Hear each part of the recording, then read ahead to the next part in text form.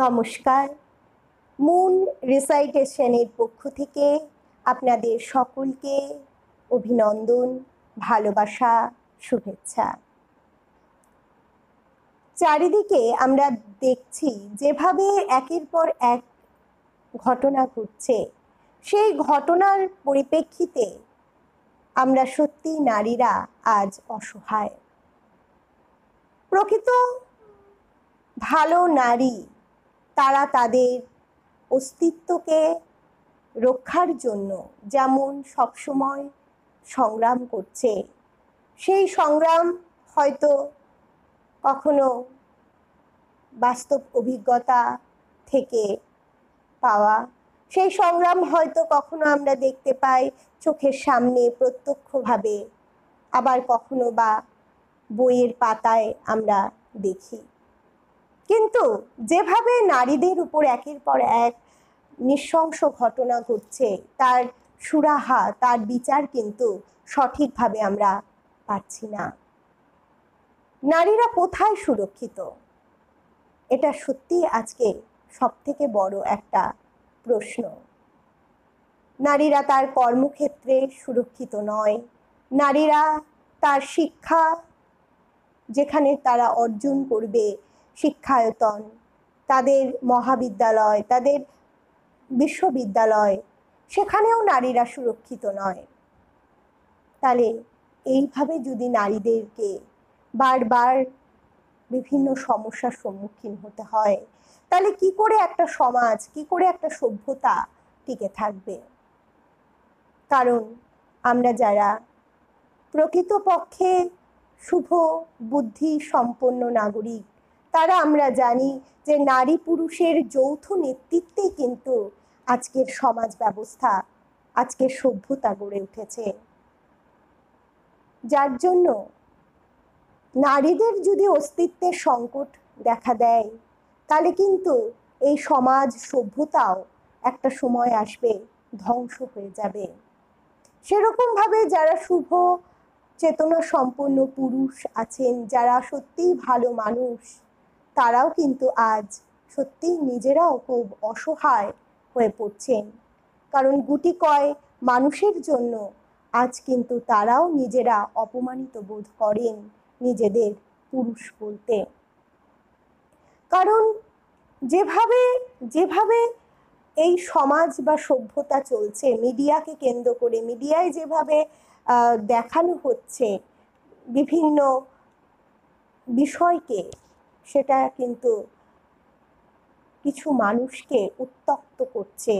তাই আমি বিভিন্ন ইউটিউব চ্যানেল বা মিডিয়ায়, সোশ্যাল মিডিয়াগুলোকে বলবো, আপনারা কখনো এমন কোনো ঘটনাকে এমনভাবে দেখাবেন না যাতে উত্তক্ত হয়ে মানুষ বিভিন্ন রকম অসামাজিক কাজকর্মের সাথে লিপ্ত হন। কারণ মনে রাখবেন, নারী এবং পুরুষের যৌথ নেতৃত্বেই কিন্তু একটি সমাজ, একটা সভ্যতা, একটা দেশ, একটা পরিবার গড়ে ওঠে। তাই আজকে আমার লেখা কবিতা, সাম্প্রতিক এই আরজি করের ঘটনাকে নিয়ে লেখা কবিতা। কবিতার নাম তিলোত্তমা। আমার দুর্গা তিলোত্তমা, বাঁচায় রোগীর প্রাণ, বিনিদ্র রজনী করেছে যাপন, মানব সেবায় নিয়োজিত হয়ে বৃদ্ধি করেছে দেশের সম্মান।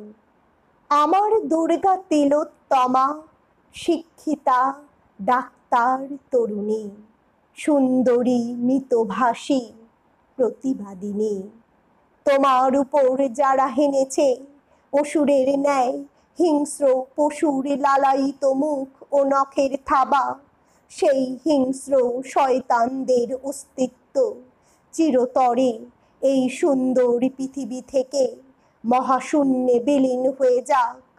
তোমাকে নিয়ে তিলোত্তমা খেলেছে যারা পশুর মতো উন্মত্ত নোংরা খেলা, হত্যা করেছে তোমাকে নিদারুণ যন্ত্রণায়, পাশবিকভাবে ছিন্ন ভিন্ন করেছে তোমার শরীর। রক্তাক্ত দেহে শায়িত হয়ে তুমি গোংড়াচ্ছিলে আর মনে মনে ডাকছিলে তোমার পিতা মাতাকে। ধিক্কার জানাই ওই শয়তানদের।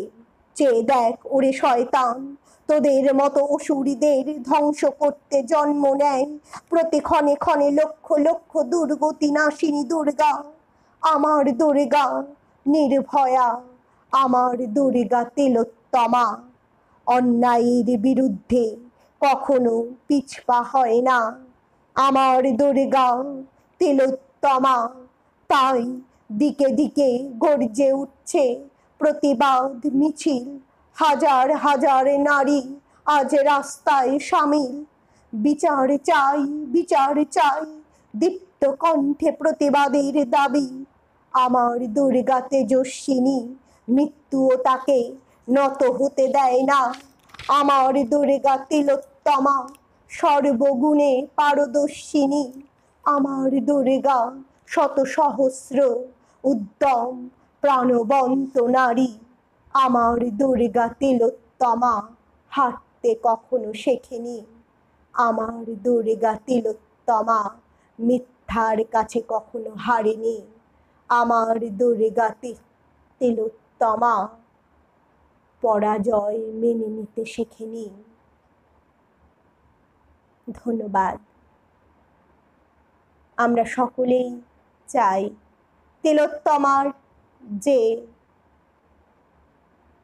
বিচার, তিলোত্তমাকে যেভাবে হত্যা করা হয়েছে তার বিচার আমরা চাই।